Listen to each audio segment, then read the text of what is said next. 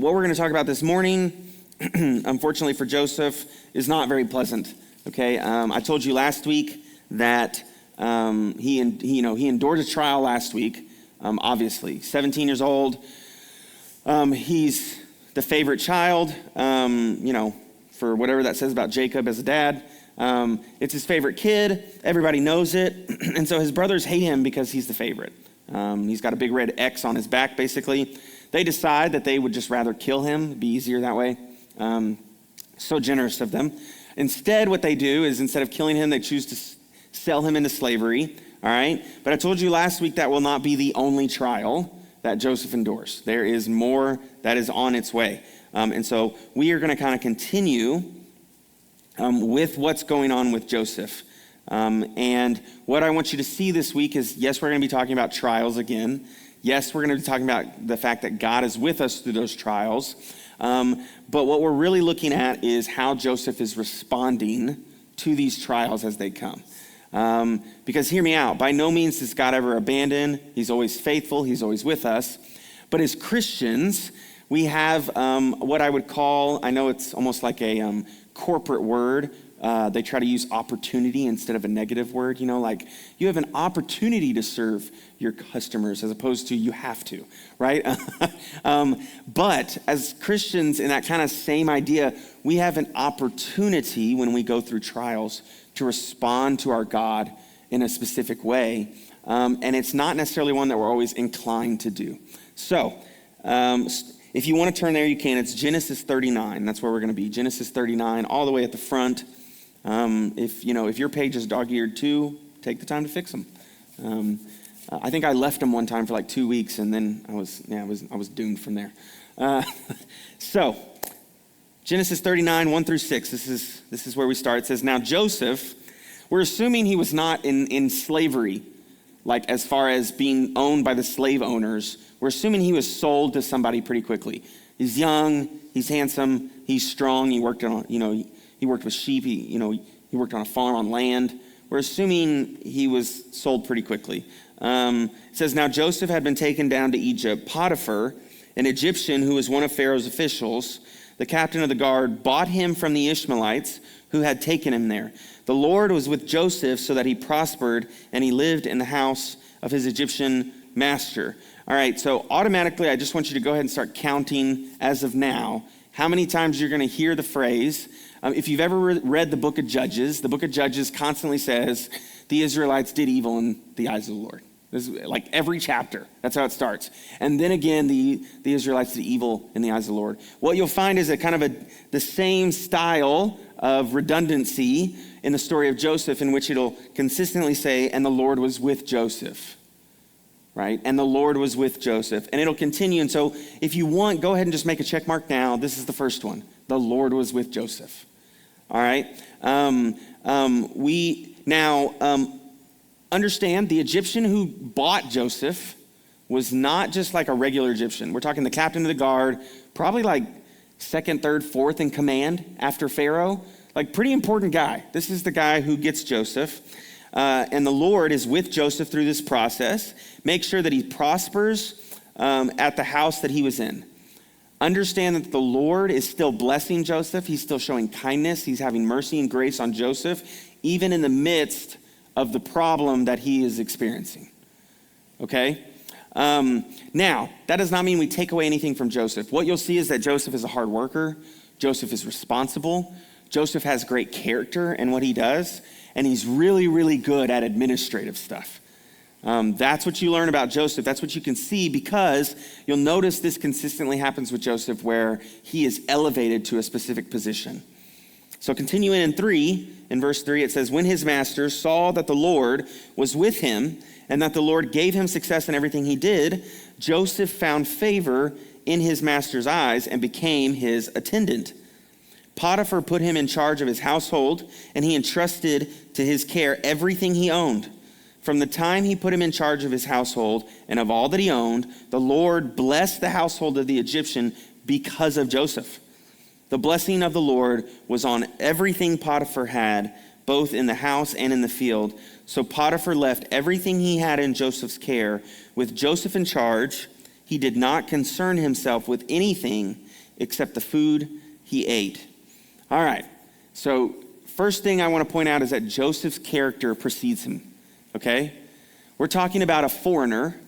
This is a foreign gentleman who came in at 17, 18 years old to Potiphar's house, did not know the language, did not know the culture, okay? And yet, over time, and I'll do the quick math for you, Joseph, when he starts working for Pharaoh, which, spoilers, when he starts working for Pharaoh, he'll be 30 years old.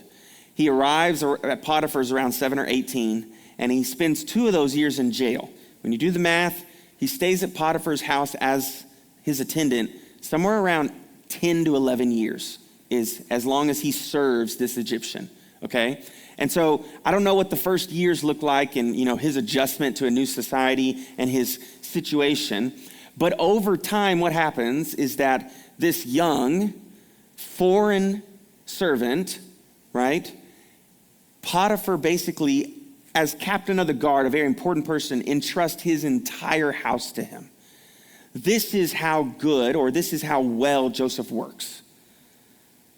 Joseph could have kind of sat in that bitterness, that angry, and just never decide to move on. But at some point, Joseph decided, I'm going to do what's in front of me, and I'm going to do it well. And then he does it well enough. Not only does he do his work well enough, but it's evident that he keeps his faith. Why? Because Potiphar, who's not a Jewish person, by the way, who does not believe in the God of the Jews, notices that Joseph's God is with him to the extent that everything Joseph does is blessed and turns out well. And he notices that it's so obvious that he's like, why would I not put the person, my golden goose, why would I not make him in charge of everything, since everything he does turns out well, right? And so that's what he does. And you'll notice, this is another thing about how we deal with trials, is that you'll notice that when Joseph is blessed in this way and he's elevated to a new position, does God stop blessing him? No. Instead, that blessing radiates to the household. Because of Joseph's obedience, because of his righteous character, because of his diligence and hard work, now it's not only Joseph being blessed, but it's everyone in his circle being blessed around him. So, I think we can recognize here, or at least grab, without going too far, first and foremost, Joseph was not meant to be a slave, nor was he supposed to be a slave, nor does he deserve to be a slave. But that is what he is. He's a servant now.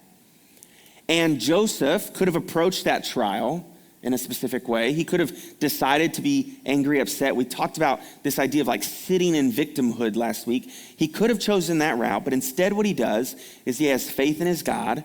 He has faith in his God's character. And so he chooses to be obedient and live the way that God has asked him. Even when we are facing trials, even when we are having hard times, even when things are not going well, we can still actively choose to be loving, to be compassionate, to be obedient, to be graceful, to be merciful. We can still choose to be those things even when things happen to us. I think a lot of times, unfortunately, and don't worry, we'll get there near the end of today's talk, but I think sometimes what happens is bad things happen to us, and we have this capacity that we turn everything inward from there. This bad thing has happened to me, and so now everything else is irrelevant, and all that matters is what's happening with me. And what that actually does is it isolates us. It separates us from everyone else. What it actually does is it allows us to sit by ourselves on that anxiety and that fear, right? And it allows it to kind of fester and grow in us. When what we see happen is that when something happens to us, if we turn to somebody else and take care of them, they normally in turn then take care of us. And suddenly it's not isolation anymore, is it? We're kind of getting through this together. We're working through it together. And so we see that Joseph chooses a very righteous, a very high character move in deciding that, well, this is my life now. I'm going to do the best with it that I can. And God chooses to bless him through this, decides to allow him to be elevated to a very important position in which his master is very pleased with him and everything in the house is going well because of who Joseph is. And God is blessing the people around him through him and his work. All right, we're going to skip a few verses. We ended in 6, we're going to 11. I know it's only 5, but I try to save y'all a few minutes here and there where I can, okay? What happens in those 5 verses is that Potiphar's wife thinks Joseph is handsome, decides that she wants to seduce him. He rejects her multiple times until we get to verse 11, in which it says, one day he went into the house to attend to his duties, and none of the household servants was inside. She caught him by his cloak and said, come to bed with me. And he left his cloak in her hand and ran out of her house. When she saw that he had left his cloak in her hand and had run out of the house, she called her household servants. Look, she said to them, this Hebrew has been brought to us to make sport of me. Has been brought to us to make sport of us. He came in here to sleep with me, but I screamed. When he heard me scream for help, he left his cloak beside me and ran out of the house. She kept his cloak beside her until his master came home. Then she told him this story. That Hebrew slave you brought us came to me to make sport of me, but as soon as I screamed for help, he left the cloak beside me and ran out of the house. When his master heard the story his wife told him, saying, this is how your slave treated me, he burned with anger. Joseph's master took him and put him in prison, the place where the king's prisoners were confined. All right, so few things I want to point out real quick. Some of this is speculation. I'll go ahead and tell you when I'm going to speculate, okay? Because I always want you to be aware, because I think it gets muddy sometimes. You come and listen to a preacher talk or somebody talk about the scripture, and too many times you listen to them talk and you just take their opinion for what the word says. I would encourage you always, read it for yourself. Come to your own conclusion. Decide what it says to you. Ask the Holy Spirit what it means. We may come to 2 slightly different opinions because we've had 2 different lives with 2 different experiences. That's what happens. So I'll warn you when I'm going to speculate, but what I do want to point out is that Joseph, once again, is dealing with somebody who has uprooted, thrown everything that he worked for, has ruined it because of their sin and their wickedness. Once again, Joseph it's not in his control. He did not ask to be handsome. He did not ask for this woman to act this way. Okay? He denies her advances multiple times, yet she still goes on. Then when he does the absolute right thing by running away, she blames it on him anyway. Right? Once again, his life is about to be upturned and messed up, not because of him doing something, but because somebody else is sinful and somebody else is wicked. All right.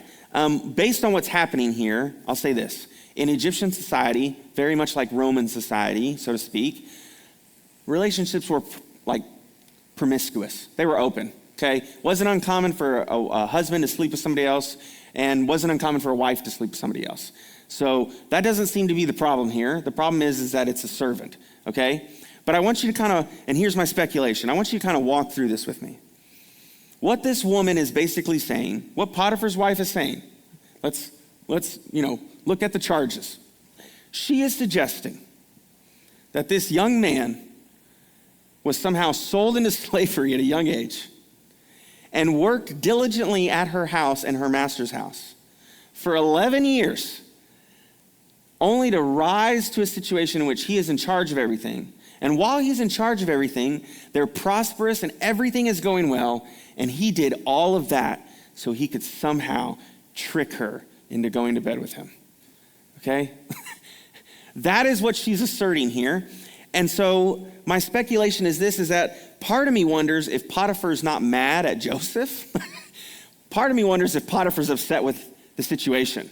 Like, we have a good thing going here. I have a great guy running my house. I don't have to worry about anything. And now you want to complain. Great.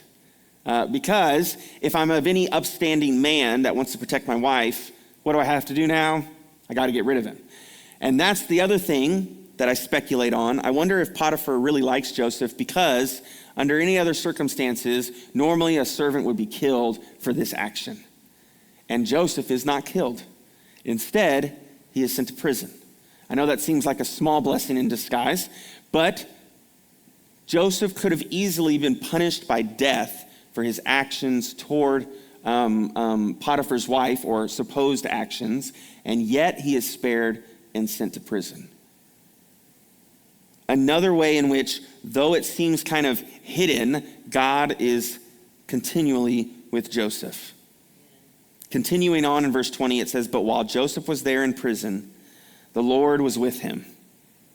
He showed him kindness and granted him favor in the eyes of the prison warden. So the warden put Joseph in charge of all those held in prison, and he was made responsible for all that was done there.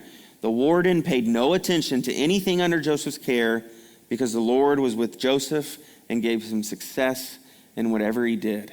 I think it's a pretty clear pattern that's going on right now, right? No matter what is in front of Joseph, no matter the trial, no matter what he's going through, no matter what has happened to him, whether it's out of his control or in his control, God, the Lord, is consistently with Joseph and is consistently helping him through the trials that he's facing.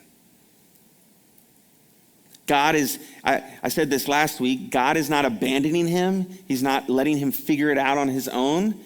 He is there, baby steps, but he is there consistently walking through these things with Joseph, showing him kindness, showing him grace in the midst of Joseph's trial. And then, like almost as a side note, he continues to elevate him. Everywhere Joseph goes, where does he end up? He ends up at the top, right? And it's based on his character, his hard work, and more than anything, it's based on the fact that he continues to have faith and trust in his God. Now, that's all we're reading today, but I want to make something real clear before we go. It would be really easy for me to stand up here and for me to say, well, see, most of the things that have happened in our lives aren't as bad as what's happened to Joseph. And so if Joseph can keep the faith, right, then you have no excuse. I think, unfortunately, and I've heard the sermons like that, I think, unfortunately, there are speakers who would take that route, right? Which is, you have no excuse about what's going on with you if you have enough faith. That being said, I just don't buy into that. I think a lot of us have a lot of faith. It's just really hard sometimes, right? Bad things happen in our lives, trials come, and it is difficult. On paper, when we just look at the attributes, it feels like we should be able to trust God really easily. Like, on the pro side of trusting God, right? He's the creator. He's the author of love, of righteousness. He's just, right? He loves me. He shows grace and mercy. Like, seems like there's no cons. This should be really easy to just turn everything over to him and let him handle it. But for whatever reason, whether it's our rebellious flesh or just us as humans, like we struggle with this. We don't like climbing a mountain without knowing what's on the other side. We don't like going through a tunnel without seeing the light at the end of it. We want to know what's going on. And sometimes when we don't understand why stuff is happening, it's easy for us to get frustrated, to get angry, to get upset. I don't know about you, but there have been plenty of times in my life where I'm climbing a mountain. I get to the top of the mountain only to find another mountain, right? Like, that's how it feels. And it can get frustrating. And so I was thinking about this, and I know this is a weird thing to think about, but I was thinking about it, that with my faith right now, if I was beat up and sold into slavery, okay, right now, how would I react? Well, obviously I'd react the normal ways, okay? Be frustrated, be angry, be bitter a little bit. I'd be annoyed, but obviously fearful, scared. I would, all of those things would happen to me. But here's the thing, and I'm not trying to, by no means am I trying to overthink myself. Just wait a second. For the most part, I think I would still kind of have this hope of like, what a crazy story this would be if God saves me from this, right? Like, that would be kind of in the back of my mind. I feel like that would get me through some things. This hope of, yes, this is wild that this happened to me, but what if God can use this for an amazing thing? Maybe they'll write about it someday, like in Genesis. That would kind of get me through the initial sucker punch, right? I'm pretty good with the initial sucker punch. When life just kind of hits me in the stomach, I'm kind of like, well, that is unfortunate. I don't like that. But let's see what we can do about it, right? Like, we're getting through. Here's the problem, y'all, is that I tend to struggle with the second hit. It's the first one I do pretty well with, and while I'm dealing with the first one, then it's almost like somebody comes and like sweeps my legs out from under me. And that's the one that makes me upset. And so I was like, I would have some hope as a servant or a slave. Like I would be able to kind of, maybe I would be able to keep my faith, keep my hope. But then for somebody else to come along, and after I'd made the best of everything that I had worked on, and after God had blessed me for being diligent and hardworking in a bad situation, and after he kind of restored me and given me back a lot of the things because I'd worked hard, only for someone else to come and ruin it again, it's the second hit that I'm now upset. Now I'm mad, and when I get in that mindset, when that second hit comes, I usually and I'm just being straight with y'all here. I usually get kind of pouty. I get really in my head about things. I get upset. I get bitter. I get angry, and I get just kind of fed up with stuff. And it's those times, and I know this because I've seen myself do it consistently. Okay, that's how I know this. But that's the point when this second hit comes, when I'm like, what? Why? A bad thing happened. I handled it the way I was supposed to, and then another bad thing happened. Great, thanks. And this is where I kind of get this sarcasm where I go like, what's the point? Why does anything I do matter? Because I responded the way I was supposed to, and yet nothing, right? What is the point of me being obedient and trusting when every time I do, I just get punished for no reason? What am I really working towards here? At some point, I just start to go like, God, am I being gaslighted? Like, are you just up there helping me think that everything's going to be okay when really the whole time you know it's not going to be okay? And so like I get this feeling of like hope only for it to be, snatched away from me again in a quick motion. And I get to this point where I'm just like, why not, you know what? Why not just take everything from me now? Go ahead. That's where that's where my mind goes. And maybe you do that too. Maybe you're better than me. Hopefully you're better than me, okay? Because over the last the last year and a half, I've experienced this emotion multiple times, and that's how I know it's a trend in what I do. And I try to kind of correct it as I go. But me and Emily, I've never been rich. She's never been rich. But we did a good job over the last 5 years of kind of saving money. My parents were bad at saving money. We didn't really have a lot of savings. So in turn, I never had savings. We did a good job of taking care of our money. God obviously blessed us a little bit. And we were good stewards of that. And so we earned ourselves a good chunk of savings that we had. And I know money is sensitive for a lot of people. Money is not sensitive for me. At the end of the day, God controls the money. Whether I think I work for it or not, he's the one that hands it out. Okay, and so for me, I don't mind talking about our finances. There's no pity in this. God will take care of us, right? But we earned ourselves a good chunk of savings. And over the last year and a half, that chunk of savings is basically gone. And it's not by anything we did. We didn't go out to Vegas, okay? We didn't go gambling. House needed repair. Taxes, right? And slowly but surely, we had a good chunk of money saved to the side in case things happened. Well, things happened, right? And so one thing would happen, and I'm like, I kind of got to swallow the fact that, money's just leaving for no reason. And then just as I'm okay of swallowing that one, and something else happens, I have to learn how to, and that's when I get bitter. That's when I get upset. And there were times where Emily was like, well, we got to pay for this too. And I'm like, you know what? Like, I just felt like Oprah. You take my money. You take my money, right? Like why don't we just give it over here too? Why doesn't everybody take it? Like that's where that's where my head goes. But I can tell you that there's also multiple times in the last year and a half in which God has proven his sovereignty and his providence over and over again.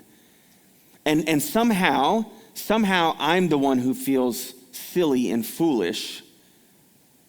My actions, which they are, when I get in that mindset, they are immature, they are dramatic, all right? They are almost like self-sabotaging, right? They're whiny, they're pouty. And I get to that point, and somehow I'm the one looking silly because once again, just because I couldn't see the end of what was happening, just because as I was climbing a mountain and then I found I got to climb another one, I get in this pouty, upset mood, and yet even through that, God is still providing. He's still sovereign in the situation. To the point where about the third or fourth time that it happened, I finally just looked at Emily and I said, what's the point in doubting anymore? Kind of wasting my energy, isn't it? Isn't it kind of foolish that I keep having these tantrums and I'm upset for like 2 days, and then God does something, I'm like, well, I didn't think that was gonna happen. Yeah, because I don't know everything. I'm not him. And so I know it'd be so easy for me to stand up here and just say, trust God, I get it. But we all know that that's just not the way it works sometimes. It is difficult, takes a lot of our energy. We are emotional people. We care, we're passionate about a lot of things. And when those things don't turn out the way that we think we think they should happen, it causes us frustration, causes us bitterness. It causes us to get kind of stuck in our head sometimes. I'm not going to include y'all in this, but the Bible refers to us multiple times as sheep. Y'all, I'm pretty sure I'm just a donkey. I am stubborn. I am obstinate. And it seems like no matter how many times he does good for me, no matter how many times he leads me to water, I struggle to drink sometimes. It's difficult for me. But there is value in us recognizing, when we look at a story like Joseph, there is value in recognizing what it means to respond in a good way to those trials that come at us. How many times different authors, we're talking about James, we're talking about Peter, we're talking about Paul, within the New Testament, glory in their sufferings. Because they've recognized that when trial is happening, God is right next to them. Right? It's a hard conclusion to come to. It's kind of a difficult answer to realize. But when we are in trial, when we are suffering, that is not necessarily the time for us to get pouty, to kind of cave in on ourselves. But it's a time in which we allow God to do his work and rely on our trust in the faith that we have in him. It's not always the easiest option, but it's the option we should work on doing, because within that, God still wants to bless us. He still wants to take care of us. He still wants to give us grace and mercy, provide love, even in a trial that we're dealing with. And so when I mention, if you don't have a relationship with God, you can choose God. You can choose to have a relationship with him today. This is what I'm talking about. Because if you choose to have a relationship with God, if you don't know him and you choose his grace and you choose to have the Holy Spirit dwell in you, I don't necessarily think your life is going to get better immediately. Okay? It's not going to fix. There's sometimes not an easy button and everything just gets better overnight. It doesn't. But the difference is that when you have a trial, do we want to trust the world and the people in it, which we know, we've heard stories time and time again about how the world just brings people to their knees?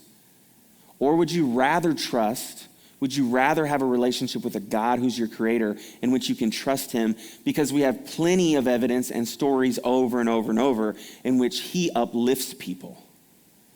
He takes them from the bottom and brings them to the top. That is who our God is. And so I know it's easy sometimes in life to get to a point in which you go, why in the world would I trust him?